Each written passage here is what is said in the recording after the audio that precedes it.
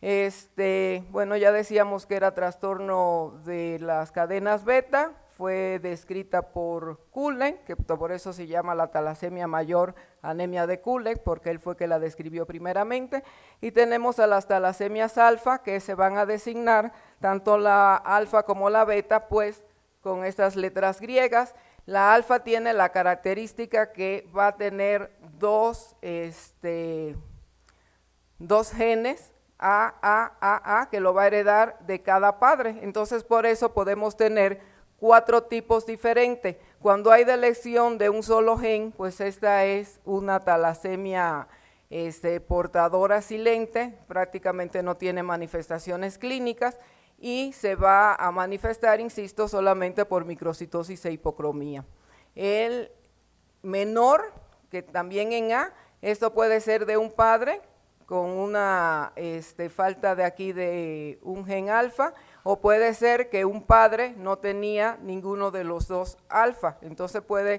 tiene 2 delecciones y eso es una talasemia menor. Tampoco tienen anemia, la mayoría de estos pacientes van a tener una vida completamente normal con niveles de hemoglobina prácticamente normales. La enfermedad de hemoglobina H, que aquí se ha visto sobre todo en las poblaciones asiáticas de Sinaloa, en el norte, pueden tener ligera esplenomegalia y pueden cursar con cierto grado de anemia. Sin embargo, nunca va a ser similar a la talasemia intermedia ni a la talasemia mayor beta. Y eso es importante, pero estos pacientes ya sí tienen datos clínicos y van a tener una electroforesis de hemoglobina, que va a aparecer la hemoglobina H, que es una hemoglobina rápida, y la hemoglobina VAR, que es incompatible con la vida. No hay nada de ninguna cadena alfa y estos pacientes pues mueren prácticamente en útero, se pueden incluso confundir con una incompatibilidad AB0, tienen anemia muy grave con edema, anasarca, hepatoesplenomegalia, y la mayoría de los pacientes o nacen muertos o mueren rápidamente. Bueno, esto vamos a seguir. Bueno, ya decíamos que puede haber hipocromía y microcitosis, siempre va a haber. Los volumen corpuscular medio va a estar disminuido y tendríamos que hacer un diagnóstico con deficiencia de hierro. Entonces, bueno, esta puede ser la imagen característica de un niño con talasemia mayor, donde por una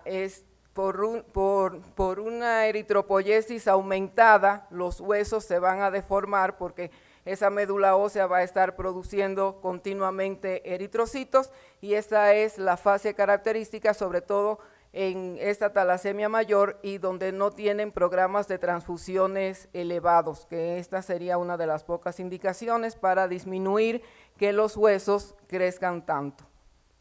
Bueno, el laboratorio, pues insisto, esto es lo más característico y es importante que ustedes, con un paciente con microcitosis e hipocromía, pues no está mal que sí se le pueda dar hierro, porque esa es nuestra principal deficiencia. O sea, creo que en México la principal causa de microcitosis e hipocromía va a ser la deficiencia de hierro, pero mucho ojo, cuando el paciente no responde y continúa con microcitosis, hipocromía y anemia leve, pues hay que pensar que se puede tratar de una talasemia, ya sea alfa o beta, porque muchos insisten. Entonces, si no me respondió al hierro oral, se lo pongo intravenoso y el paciente realmente nunca va a modificar esos datos. La cuenta de reticulocitos puede ser variable porque en ocasiones puede haber hemólisis intramedular y no salen toda la cantidad de reticulocitos que podrían tener. Bueno, la sangre periférica vemos que van a tener muchas células fragmentadas, células en blanco de tiro, hipocromía, y por eso se podría confundir, insisto, con una deficiencia de hierro. El diagnóstico diferencial, pues, es de infecciones, leucemia mielocítica crónica juvenil, sobre todo porque puede haber una leucoeritroblastosis, pero la más importante, deficiencia de hierro, en ciertas regiones, quizá Coahuila, o donde hay intoxicación por plomo, no aguda, como decía el doctor López Karpovic, que era intoxicación aguda de plomo, pero sí la crónica. Pueden haber punteado basofílico, puede haber microcitosis y hasta la hemoglobina A2, insisto, puede estar incrementada. Bueno, complicaciones van a ser principalmente por la sobrecarga de hierro, no vamos a entrar en ello, pero prácticamente complicaciones cardíacas o la anemia crónica o la sobrecarga de hierro. Bien, bueno, las hemoglobinopatías decíamos que también es un trastorno hereditario, pero donde se sustituye un aminoácido por otro con la producción de una hemoglobina anormal. Aunque en las talasemias también vimos que podían haber hemoglobinas anormales como la hemoglobina H y la LEPOR, sin embargo no es por sustitución de los aminoácidos. Se clasifican genéticamente como homocigotos cuando heredan de cada padre un gen afectado y se va a denominar si es para hemoglobina S, SS o si es para la C, CC y heterocigoto cuando solamente hereda una hemoglobina anormal de uno de los padres, entonces podría ser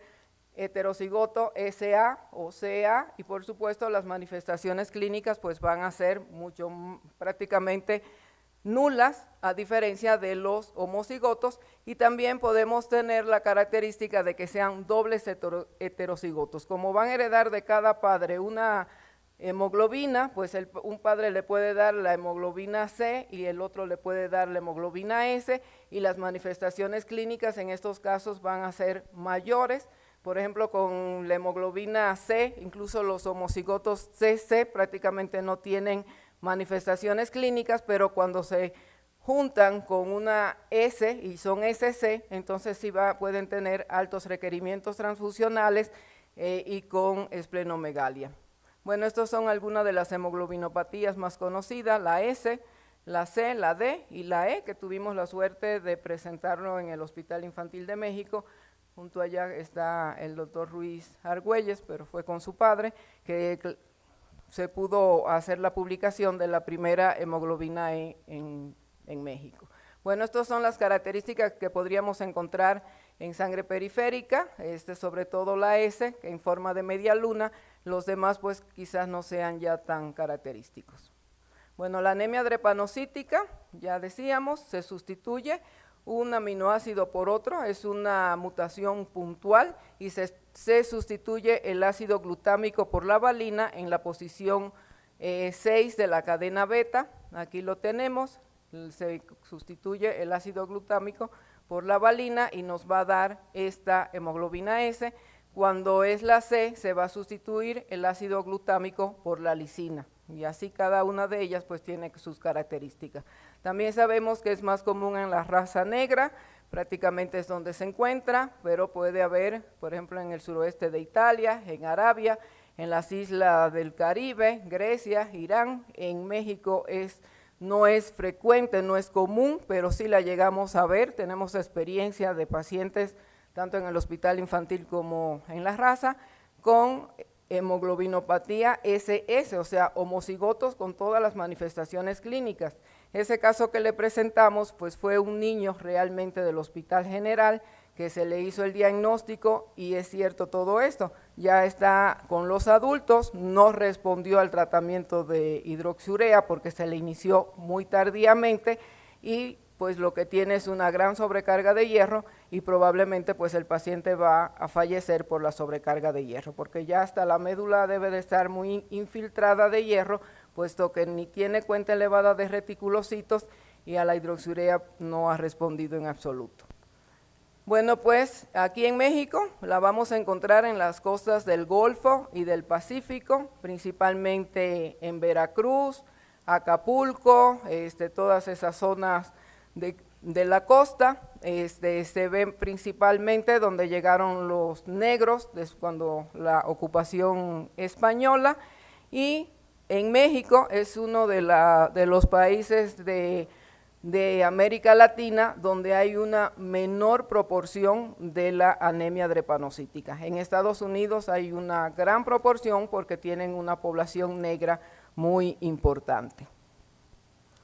Bueno, podemos tener hemoglobina falciforme, o hemoglobina S positiva, que esto significa que tiene hemoglobina A, o hemoglobina S sin hemoglobina A, y esto va a ser más grave en esos pacientes que no tienen ningún rastro de hemoglobina A en la electroforesis de hemoglobina.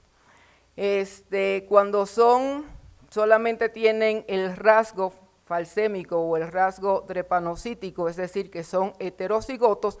no van a tener prácticamente manifestaciones clínicas en condiciones habituales, pero si son sometidos a estrés,